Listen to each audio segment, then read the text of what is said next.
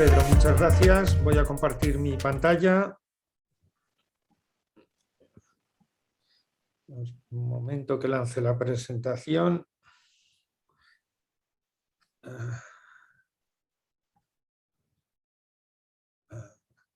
Aquí está. Perfecto, se ve, ¿verdad? Sí. Bien. Bueno, yo voy a intentar explicar rápidamente un poco cómo ha sido toda la evolución de la normativa de sílice cristalina respirable en los últimos años y cuál ha sido el papel de Cominrock en ese escenario, aunque realmente aquí lo importante es qué es lo que tenéis que hacer desde las empresas para poneros al día y cumplir con la legislación vigente a fecha de hoy. En primer lugar, hablaré del papel de Cominrock.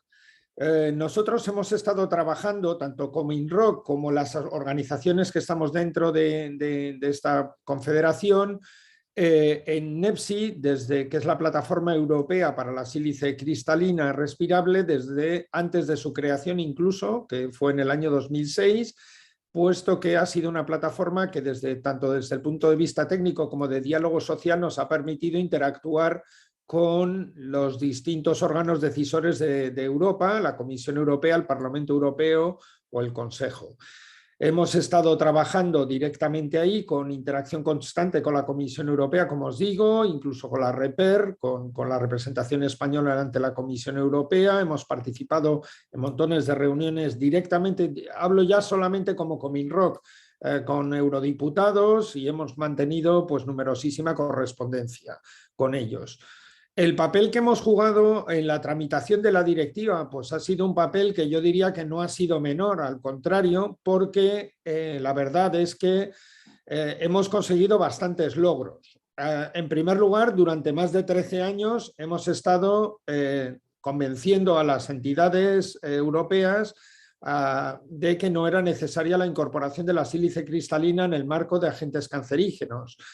Hemos sido capaces de mantener en la directiva el valor límite europeo en 0,1 miligramos por metro cúbico y de hecho aquí hay una carta que está en la diapositiva donde el gabinete de la anterior ministra de Empleo que dirigía a Cominrock, que hicimos circular precisamente para desmontar una falacia que se estaba circulando en Europa cuando se estaba determinando el valor límite, por el cual España se decía que apoyaba un valor inferior. Al final, gracias a esta carta y a otras acciones, pues conseguimos que se aprobara el valor de 0,1. Sí que es cierto que con un mecanismo de revisión técnica a los 5 años de la aprobación de la directiva, con lo cual en el año 2022 debería ponerse en marcha ese mecanismo. Y también os anticipo que ahora mismo hay una iniciativa política en el Parlamento Europeo para reducir el valor límite a 0,05 y esto nos está llevando a tener que discutir con europarlamentarios, a explicarles que ya que tienen un mecanismo automático de revisión técnica, que no tendría ningún sentido hacer una revisión política del valor límite. Y otra cosa que hemos conseguido ha sido el reconocimiento legal de los acuerdos de diálogo social, entre ellos el NEPSI, y de las buenas prácticas como útiles para el cumplimiento de la directiva. Pero lo que sí que es verdad es que no hemos logrado impedir la inclusión del polvo respirable de sílice cristalina generado en un proceso de trabajo como agente cancerígeno. Esto se hizo basado en algunas evidencias científicas y siguiendo la estela de otros países como Estados Unidos. En el caso de España, el trabajo ha sido en paralelo. Nosotros somos miembros natos de la Comisión de Seguridad Minera y de la Comisión Permanente.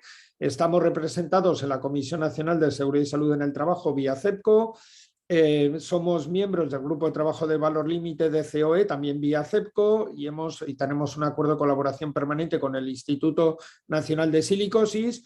Y por otro lado, pues hemos trabajado, lo llevamos haciendo con todas las ITCs, pero en particular con la ITC de 2007 relativa al polvo y sílice cristalina respirable y la de 2011 que acaban de ser derogadas. Ya acercándonos a dónde estamos hoy en día, pues hemos participado en las consultas previas de la ITC, del borrador del Real Decreto, hemos mantenido montones de reuniones con los ministerios competentes en minas y en empleo, con los distintos institutos, juntos y por separado, y al llegar a 2020 pues nos encontramos a que hay un cambio de gobierno en 2020, la ministra de Empleo procede de Podemos, se bloquea políticamente la tramitación de la transposición de la directiva para volver a reducir el valor límite a 0,05 miligramos metros cúbicos.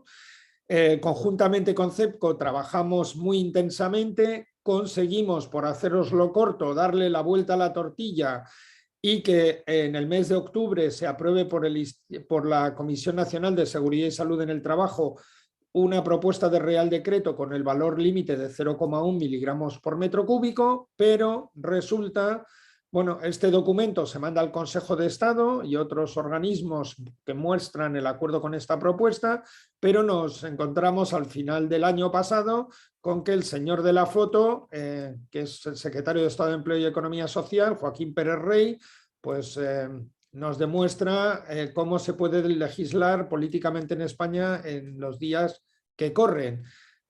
Introduce una modificación a última hora del texto del Real Decreto para reducir el valor límite a la mitad, adopta una decisión que no se puede decir que sea ilegal, es legal, pero es personal, no considera ningún consenso ni informe previo, ignora el acuerdo de la Comisión Nacional de adoptar el valor europeo y al final, bueno, pues es una decisión que adoptan, que intentamos parar, de hecho mandamos cartas a varios ministros, pero no conseguimos el resultado esperado porque tuvimos 5 días de maniobra desde un jueves hasta un martes que se aprobó por el Consejo de Ministros. Entonces, una vez ya esto en el boletín oficial del Estado, pues ya no nos queda más remedio que jugar la partida con ese valor límite reducido a la mitad.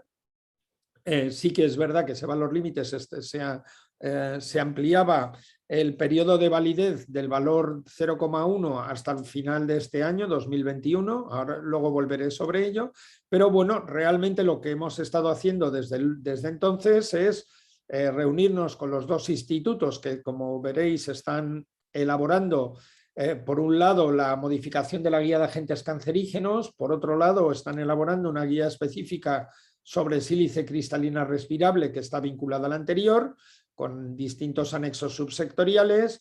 Y por otro lado, como os decía, hemos hecho varias acciones ante el Comité de Empleo del Parlamento Europeo que quiere bajar el valor límite a 0,05 en la directiva.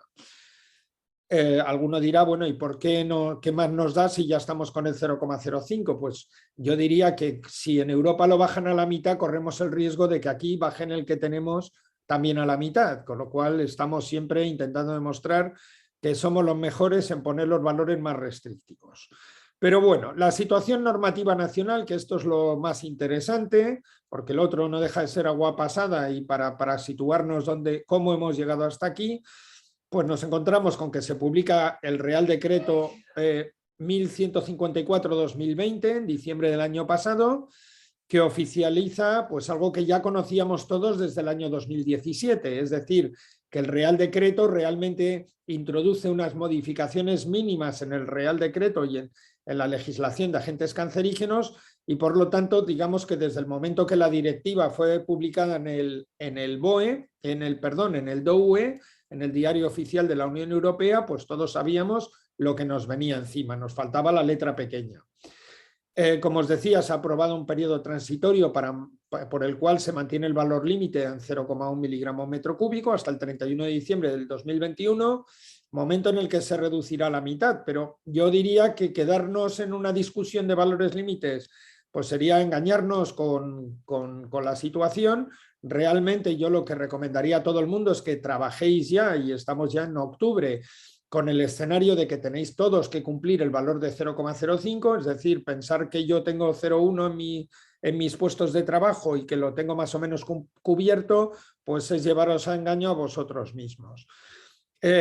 Nos faltaba una pieza muy importante porque el Real Decreto, que se publica en diciembre del año pasado, tiene una cláusula derogatoria que deroga todas aquellas disposiciones que se opongan a ese Real Decreto, lo cual deja la orden previa de las 3 ITCs relacionadas con las atmósferas y con la sílice cristalina respirable en una situación de difícil interpretación sobre qué partes de la ITC estaban derogadas de facto por el Real Decreto y cuáles seguían en vigor. Por lo tanto, nosotros, que empujamos mucho al Ministerio para que publicara la ITC lo antes posible y aclarara esta situación tan compleja normativa, pues nos encontramos con que el 9 de julio de este año, con entrada en vigor al día siguiente, se publicó la orden TED 723-2021, y por lo tanto, al haber entrado en vigor el 10 de julio, ya son exigibles todos los aspectos recogidos en la ITC, por lo que todos desde esa fecha tenemos que estar ya trabajando en aplicar y en adaptar nuestros protocolos y procedimientos a lo que se dice en la ITC. Esta ITC deroga totalmente las 3 ITCs vigentes hasta la fecha, ya solo queda una como referencia. Unifica en un mismo texto la protección de los trabajadores frente al riesgo por inhalación de polvo y sílice cristalina respirable. Había una ITC para el sector del carbón, pues absolutamente obsoleta. Esta ya desaparece, aparte de que esa actividad prácticamente se ha extinguido. Vincula definitivamente el ordenamiento jurídico para la sílice cristalina respirable con el de agentes cancerígenos, que está regulado por el Real Decreto 665/1997, que prevalece, no olvidemos prevalece. Simplifica la aplicación de la ITC en este marco, elimina cualquier tipo de redundancia o de incoherencia entre ambas normas y se limita a desarrollar aspectos más concretos dentro del ámbito del Reglamento General de Normas Básicas de Seguridad Minera. Y esto lo hace con un articulado que es más sencillo y preciso que las ITCs derogadas. Respecto a la orden del año 2007, que es la que nos afectaba a la mayoría de actividades y de empresas, pues no hay cambios en el ámbito. Y como tampoco ha cambiado el reglamento, aunque os abro un paréntesis, para los que no lo sepáis, el Ministerio está trabajando en su revisión, en la revisión del reglamento, y por lo tanto podemos esperar que pueda haber alguna modificación del ámbito, pero lo cierto es que a fecha de hoy el reglamento es el del año 85 y por lo tanto la ITC aplica todas las actividades en las que se aplicaba anteriormente sin cambio alguno. ¿Por qué digo esto? Porque una de las primeras grandes dudas que ha habido es, oiga, yo tengo... Evidentemente, si yo tengo una cantera, me aplica y no hay duda, pero ya empiezan los casos de yo tengo un establecimiento de beneficio que está dentro, que está fuera, que es de este tipo, que es de este otro, y no sé si me aplica la ITC. Bueno, pues yo os diría, como herramienta más sencilla, que cada una de las empresas conocéis si os estaba siendo objeto de aplicación la ITC anterior o no en ese establecimiento de beneficio.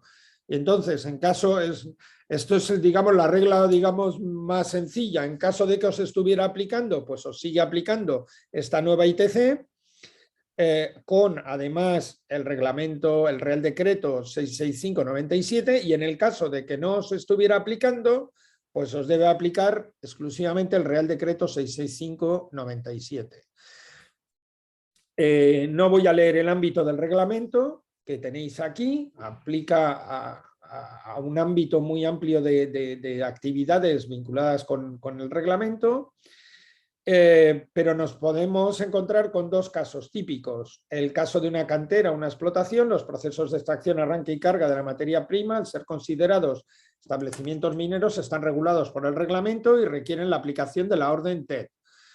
Y por supuesto del Real Decreto. El caso 2, la fábrica, es el proceso productivo de la industria y entonces si no está considerada como establecimiento de beneficio, que será un caso muy común, estará regulada por el Real Decreto 665 y dentro de la norma UNE 689/2019 y si sí que estaba considerada como planta de beneficio estará regulada por el reglamento y por la orden TED. Siguiendo con el ámbito, no hay una regla fija con los establecimientos de beneficio, como sabéis los que trabajáis en más de una comunidad autónoma. Incluso dentro de una comunidad autónoma puede variar de provincia en provincia. Y por otro lado hay otros elementos como la ubicación de la fábrica o del establecimiento respecto al derecho minero, la evolución del criterio de minas en un mismo lugar a lo largo del tiempo, o la propia tramitación de la empresa en su momento, como la haya enfocado. Lo que está claro es que si el proyecto de la fábrica no ha sido aprobado por Minas, si no tiene director facultativo, si no se presentan documentos en Minas, pues estará en el ámbito de trabajo con T mayúscula. O sea que lo digo porque, y este siguiente punto, el director facultativo podrá orientar a la empresa, lo digo porque muchas veces las empresas han dirigido a nosotros o a las organizaciones de Coming Rock a preguntar, oiga, ¿y a mí qué me aplica? Pues no es por no responder, es que como la casuística es tan heterogénea, la mejor respuesta es pregúntele a su director facultativo si le estaba aplicando el establecimiento de beneficio o no. Y una recomendación, que antes de hacer cualquier consulta formal ante Minas o trabajo, pues valoréis los pros y contras y ponderéis ambas situaciones para evitar males mayores. Es decir, si a pesar de hablar con el director facultativo todavía no sabéis si esa fábrica, ese establecimiento de beneficios, esa planta de hormigón, le aplica una cosa u otra, pues yo os diría que ponderéis las dos alternativas. Y yendo a la orden TED 723, al valor límite y el cumplimiento, yo os diría que ya os olvidéis del 0,1 miligramo metro cúbico y que todo lo que hagáis ya esté enfocado al cumplimiento del 0,05 porque os lo vais a encontrar en 2 o 3 meses y en 3 meses a la vuelta de la esquina, y la verdad es que trabajar con otro escenario sería haceros trampas al solitario. Para el control de la exposición se considera suficiente que no se superen los valores límite, sin aplicación de otros procedimientos o criterios. Aunque no se explicita que todas las mediciones por su puesto de trabajo deben ser inferiores al valor límite. Es así como se escribe en la ITC. Así por lo menos lo interpretamos nosotros de la redacción existente. Pero, como se indica inmediatamente después, el mero cumplimiento del valor límite no exime al empresario de la obligación de reducir la exposición a un valor tan bajo como sea posible. Y este quizá es el cambio para todas las empresas que estábamos en el escenario anterior, pues el cambio más significativo. Antes tú estabas debajo del valor límite de la ITC, punto, ya habías cumplido en ese puesto de trabajo. Ahora no. Ahora, en el marco de la Directiva de Agentes Cancerígenos, la obligación del empresario es tener un mecanismo, unos protocolos de trabajo que vayan limitando la exposición al valor tan bajo como sea posible. Entonces hay que establecer una dinámica de trabajo, es decir, estar en 0,04 miligramos metro cúbico, efectivamente estás cumpliendo con lo que dice el Real Decreto y la ITC, pero técnicamente no es suficiente, tienes que ir más allá. Y por otro lado, es claro que como el riesgo lo marca el nivel de exposición de los trabajadores al polvo de sílice, al polvo respirable de sílice cristalina, la realización de las mediciones determina qué puestos de trabajo, sobre qué puestos de trabajo hay que actuar, su nivel de prioridad y la intensidad de la acción preventiva. Es decir, el esquema es claro, medir, ver los niveles de exposición y adoptar priorización de acciones en función de los puestos. Otras cuestiones reflejadas en la orden TED, pues intensifica las referencias para un correcto uso y manejo de los equipos de medición del polvo, elimina la posibilidad de reducción del número de muestras existentes, es decir, que los que antes teníais una exención en determinados o en todos los puestos de trabajo a una toma de muestras al año, ahora ya eso ha desaparecido. Es decir, os van a exigir 3 mediciones al año por puesto de trabajo. Y de hecho, luego lo comentaremos, pero hay una polémica importante porque como la orden TED entró en vigor en el segundo cuatrimestre, hay autoridades autonómicas de Minas que defienden que este año 2021 todos deberían presentar 2 mediciones, pero ya volveremos sobre esto. El ITC define un entrenamiento obligatorio del personal para el uso de equipos de protección respiratoria, incrementa el detalle de las fichas y comunicaciones de la información recabada en las mediciones. Y bueno, una cosa importante es que el procedimiento de medición de la sílice cristalina respirable sigue siendo el mismo, sin cambios más allá de la necesidad de adaptar los medidores y captadores de polvo que vienen siendo utilizados al procedimiento de evaluación de conformidad de productos para uso en la minería. Se están haciendo unos criterios técnicos al respecto. Como cuadro resumen de la situación normativa, que es bastante confusa, hay un ámbito que es obligatorio, que nace de la Directiva de Agentes Cancerígenos y sus modificaciones posteriores. En España el marco general es el Real Decreto 665/97 y el 1154/2020, y en el ámbito del reglamento, además del anterior, no en sustitución, además de la Orden TED 723/2021. Y luego en el ámbito voluntario tenemos guías técnicas en distintos estratos y capas que se pueden utilizar por unos y por otros. En Europa están las guías de NEPSI, que están reconocidas por la propia Directiva 2019-130.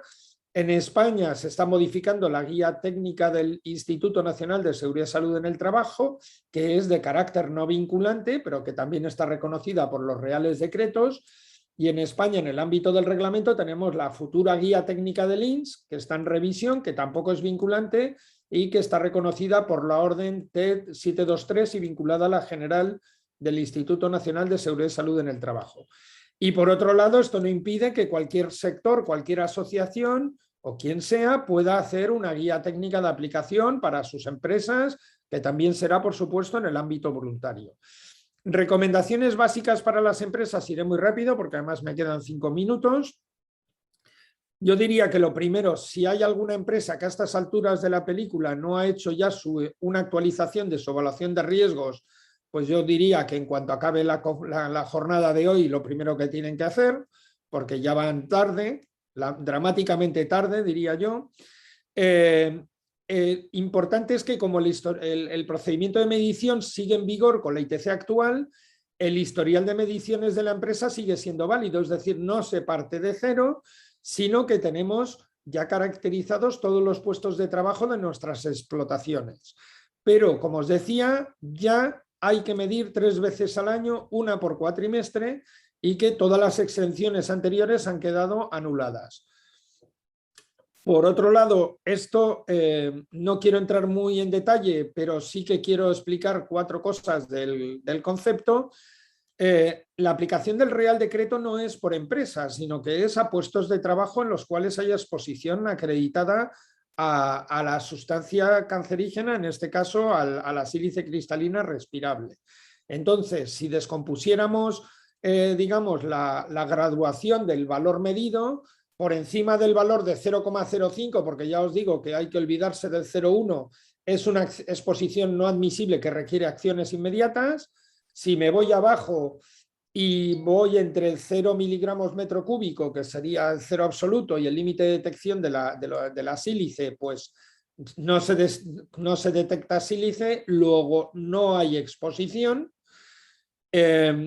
Si resulta, porque así lo recoge además una de las disposiciones del preámbulo del Real Decreto, si el valor medido de la sílice en el ambiente fuera de los límites de la instalación tiene un cierto valor y yo me encuentro entre el límite de detección y ese cierto valor, la exposición se considera muy baja concentración en el ambiente habitual y por lo tanto tampoco aplicaría el Real Decreto 1154 más allá de esto. Y luego hay un valor de referencia de seguridad para higienistas que está en discusión ahora mismo, lo estamos intentando discutir con los 2 institutos, pero la idea sería, lo digo porque este valor de referencia de seguridad existe en países tan poco sospechosos de incumplir y de dejar desprotegidos a sus trabajadores como pueda ser Estados Unidos, Alemania, Italia y otros.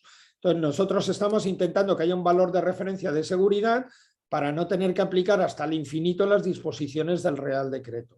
Pero esto está en discusión. Aquí este gráfico, como luego tendréis la presentación, pues ya podréis usarlo. También es verdad que hemos elaborado una segunda actualización de la nota técnica con unas recomendaciones básicas de qué es lo que tiene que hacer la empresa y por dónde tiene que empezar. Y por otro lado, pues estamos intentando cerrar unos acuerdos con distintas organizaciones para dar algunos servicios como la lavandería de las prendas, o el uso de cabinas de desempolvado. Luego Rosa hablará de la página web Sílice y Salud, que está completamente actualizada al marco normativo y que recoge todo lo necesario para poder cumplir, todas medidas técnicas, proveedores, buenas prácticas, etcétera. También lo tenéis todo en la web de NEPSI. Donde hay cada vez más documentos en español, no todos están en castellano, pero la mayoría ya van estando. Y yo, esta es mi última diapositiva, quería comentar que y estos son los últimos datos de silicosis publicados por el Instituto Nacional de Silicosis que hemos compilado. Y lo primero, bueno, que hay que decir es que aparentemente no hay ninguna conexión demostrada con estos datos entre la existencia de silicosis, de casos de silicosis y datos de cánceres asociados. Digo esto, pero igual que lo digo, es irrelevante en el sentido de que nos da lo mismo porque ya nos han metido en la directiva de agentes cancerígenos. Pero sí que es importante saber que el riesgo pues está poco descrito, vamos a decirlo así.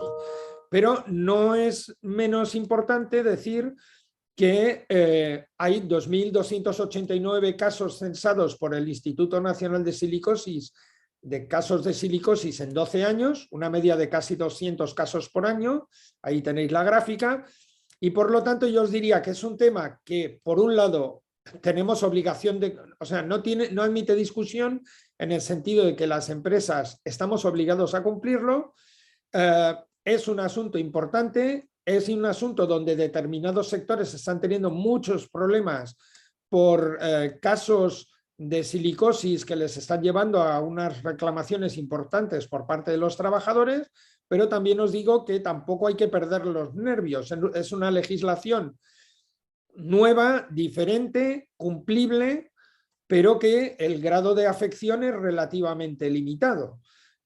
Solamente para que veáis aquí el número de casos por subsectores, pues hay subsectores, y os hablo de, por ejemplo, el de los áridos, que es uno de los que más trabajadores tiene, pues tiene 7 casos descritos en los últimos 12 años, 7 casos de silicosis.